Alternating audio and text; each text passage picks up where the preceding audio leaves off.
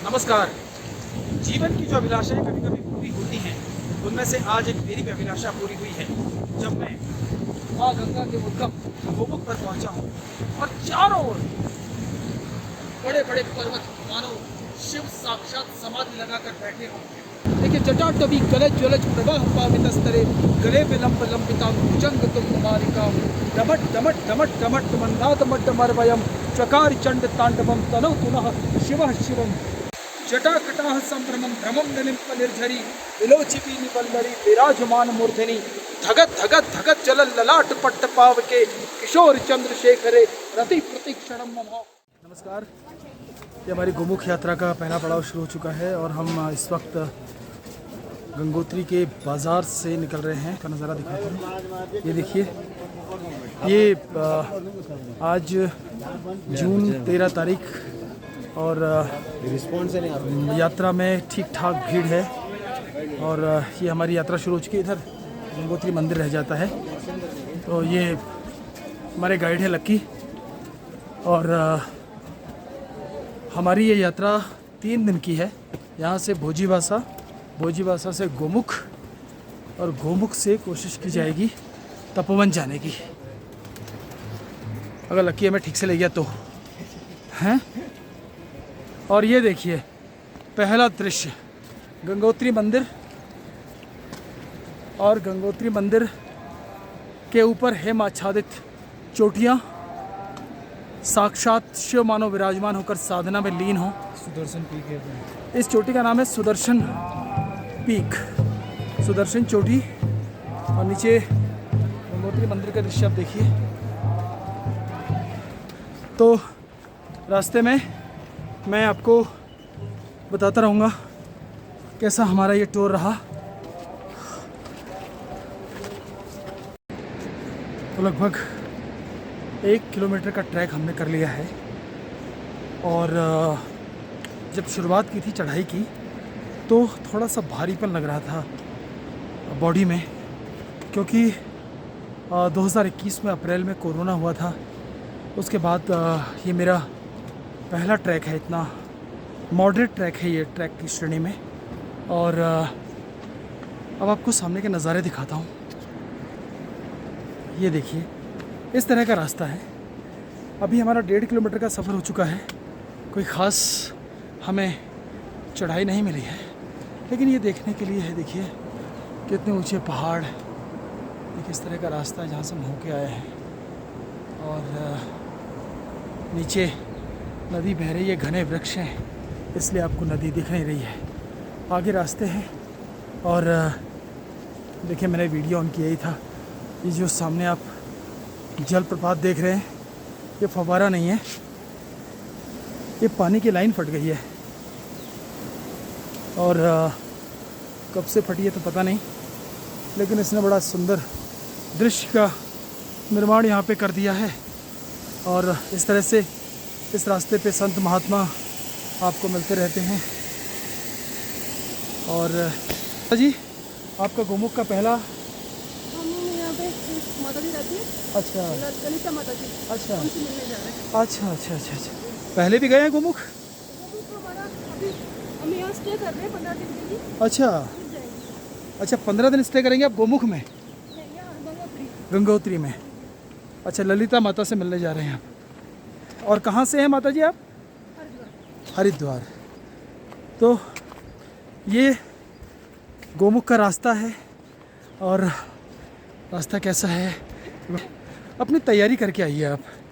गोमुख आने से पहले जो लोग मेरी तरह ज़्यादा एक्सरसाइज नहीं करते हैं वो आएँ और अपने तैयारी साथ में करके आएँ। तैयारी से मेरा मतलब है कि प्रणाम माता जी। तो तैयारी से मेरा मतलब है कि आप खूब एक्सरसाइज करें, कार्डियोवैस्कुलर एक्सरसाइज करें, क्योंकि बहुत ज़रूरी है वो। हल्की जगह सामान्य मतलब इसमें लाइटली मत लीजिएगा इसको। तो चलिए इस रास्ते का वर्णन करते हुए आगे बताता हूँ। मेरे साथी मेरा इंतज़ार कर रहे हैं। गोमुख ट्रैक पर आने वालों के लिए सबसे ज़रूरी जो सलाह है वो ये है कि आपको यहाँ आने के लिए रजिस्ट्रेशन करवाना पड़ता है, परमिट लेना पड़ता है, और साथ में ये देखिए पॉलीथीन आप यहाँ से नहीं ले जा सकते, सब आपकी पॉलीथीन यहाँ निकलवा ली जाएगी। ये का स्वागत है। ये रेट है यहाँ पे पर पर्सन 50 रुपये, 150 रुपये, विदेशी पर्यटक 600 रुपये। कैमरे का भी फीस है। और यहाँ पर एक आश्रम भी है, श्री 1008 साकेत वास श्री महात्मा गंगादास फलहारी बाबा आश्रम, कनखू। ये ऑफिस है।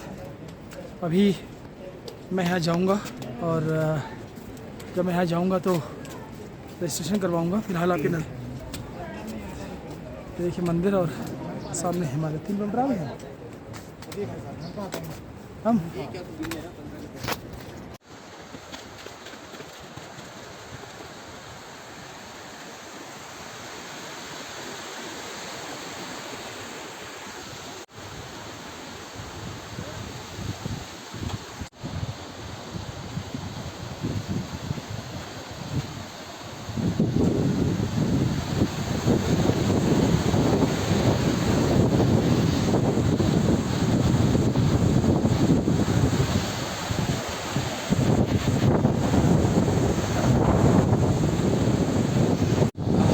ये है चिड़ीबासा का हमारा अगला पड़ाव, पहला पड़ाव एक तरह से कह सकते हैं यात्रा का। रास्ते नीरस नहीं है और रोमांच से भरे हुए हैं, और इन रास्तों पर आप कभी भी बहुत संभाल के चलिए। पानी का प्रवाह बहुत तेज़ है। और देखिए ये रास्ते जहाँ से आ रहे हैं तरफ, यहाँ से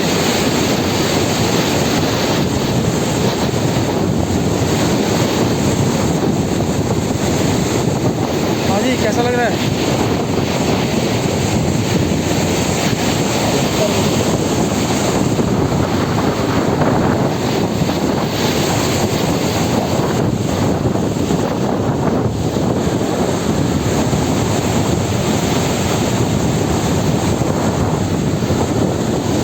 पहुँचे हैं चिड़ीबासा में।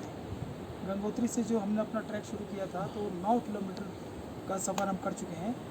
चीड़ के पेड़ यहाँ पाए जाते हैं खूब सारे, इसलिए इसको चिड़ीबासा कहते हैं। वैसे तो उत्तराखंड में बहुत सारे जंगल चीड़ के हैं, लेकिन ये जगह खास है। यहाँ का चीड़ का पेड़ थोड़ा सा मुझे अलग दिख रहा है, और थोड़े छोटे हाइट में है चीड़ के पेड़, और घने हैं। जो अमूमन कुमाऊँ में चीड़ के पेड़ होते हैं वो लंबे होते हैं, उनमें जो वेजिटेशन है वो नीचे से नहीं होता है। उसके अलावा यहाँ एक आकर्षण मुझे और दिखाई, पत्थर दिखाइए ज़रा। देखिए कितने पत्थर, और पत्थरों का रंग देखिए आप, और ख़ास तौर पर जो लाल रंग है, ऐसा लग रहा है कि इसके अंदर कुछ, ये जो लाल रंग के पत्थर हैं 3-4, ऐसा लग रहा है कि इनके अंदर कुछ होगा, कोई रत्न होंगे बहुत मोटे, लेकिन ये सब तो एक्सप्लोर करने पर ही पता चलेगा। इन चिड़ीबासा में एक रिफ्रेशमेंट की दुकान है, वहीं कुछ खाते पीते हैं, फिर वहीं बात करेंगे। तो इस वक्त हम हैं भोजीबासा में, भोजबासा। और यहाँ पर पहला पड़ाव हमारा कल रात हुआ था। थकान इतनी ज़्यादा थी कि कोई वीडियो नहीं बना, लेकिन अभी सुबह अब गोमुख का रास्ता हम लोग तय कर रहे हैं।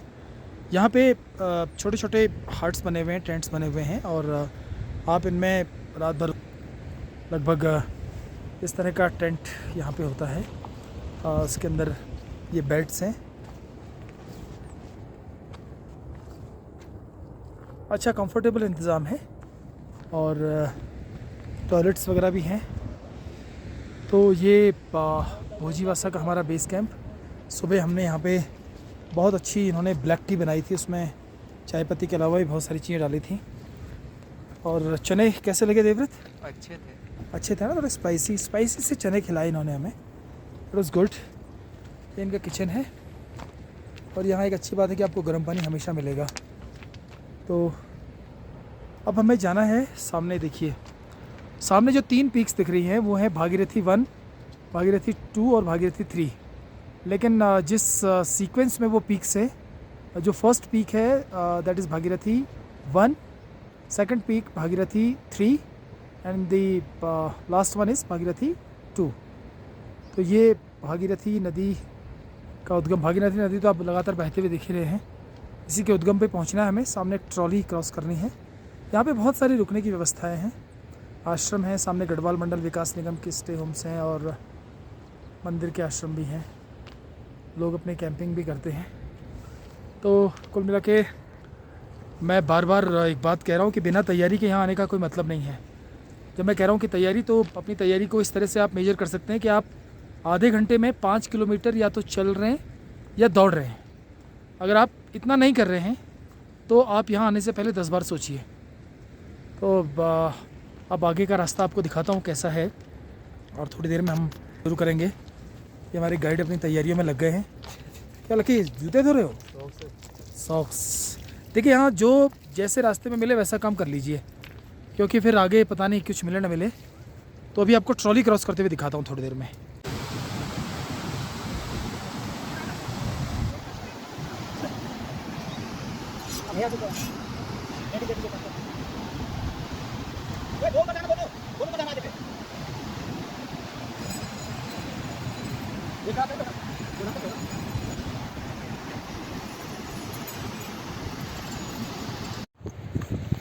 ये गोमुख से लगभग 2 किलोमीटर दूर अभी हम हैं, और रास्ता कुछ इस तरह का है। एक रास्ता वो सामने से भी जाता है। तो ये देखिए, ये शिवलिंग भगवती से कहते हैं, और इसकी ख़ास बात यह है कि इसी के नीचे गोवन है। ये सामने भागीरथी पीक, इसका वर्णन मैं पहले भी कर चुका हूँ आपसे। हमारा लक्ष्य वो सामने जाना है, देखिए। और ये अभी रास्ता बाकी है। हालत बयान करने के लिए शब्द नहीं है, क्योंकि जो स्थिति शरीर की हो रखी है वो कहीं नहीं जा सकती। लेकिन फिर भी लक्ष्य दिखने लगा है हमें, और हमारे गाइड कह रहे हैं कि बस थोड़ा ही रास्ता बाकी है। तो हम भी जो है हिम्मत करके इस थोड़े से रास्ते को पूरा करने की कोशिश करते हैं। फिर दिखाता हूँ आपको आगे।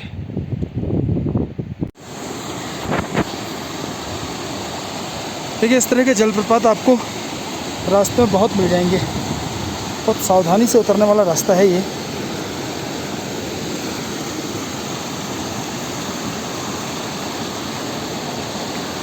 और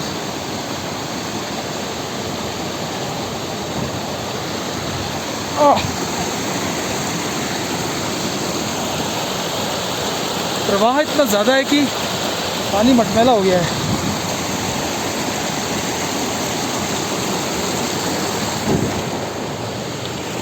ये देखिए, यहाँ से क्रॉस करके आया मैं,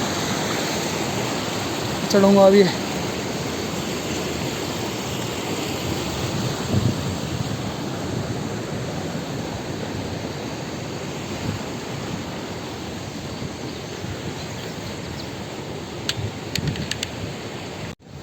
तो फाइनली हम आ पहुँचे हैं गोमुख। ये 3 पीक हैं भागीरथी, इन्हीं के नीचे से निर्मल गंगा निकलती है। और वैसे देखिए, एक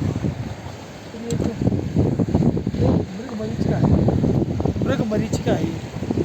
बहुत दूर से हमें ये बताया जा रहा है कि सामने आ गया, वो सामने आ गया, लेकिन वो सामने भी है।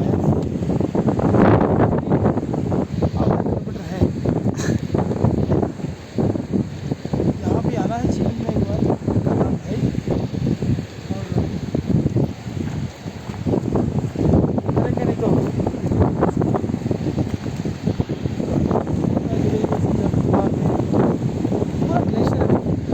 आपको लग रहा होगा मिट्टी का ढेर, ये मिट्टी नहीं है, ये आइस के ऊपर मिट्टी है। और थोड़ा नज़दीक अभी जाऊंगा तो आपको ठीक से आइए ज़रूर, लेकिन पूरी तैयारी के साथ आइए, ऐसे मत आइए।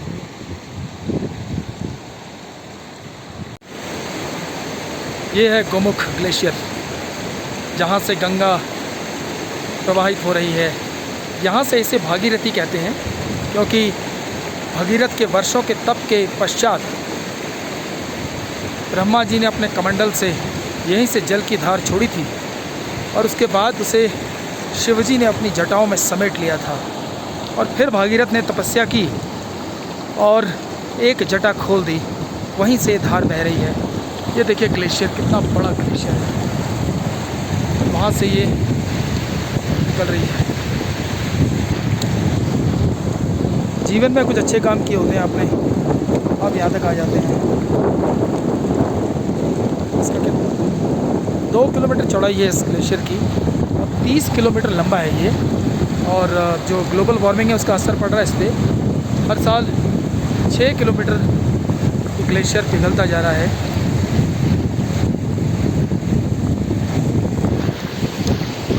हम भी अब यहाँ पर देखिए, इस जगह से हिलने का मन ही नहीं कर रहा है। हाथ डालना भी बड़ा मुश्किल है, लेकिन अब इतनी दूर आए हैं।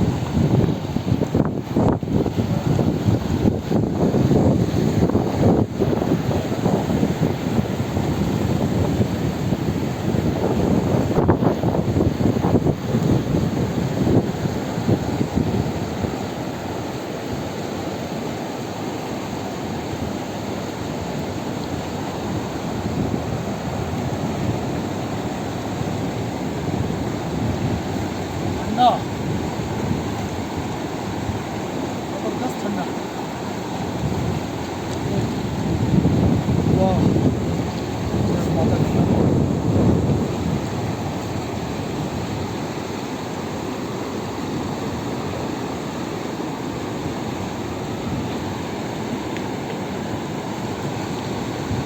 मनोरम पूरे करना ना।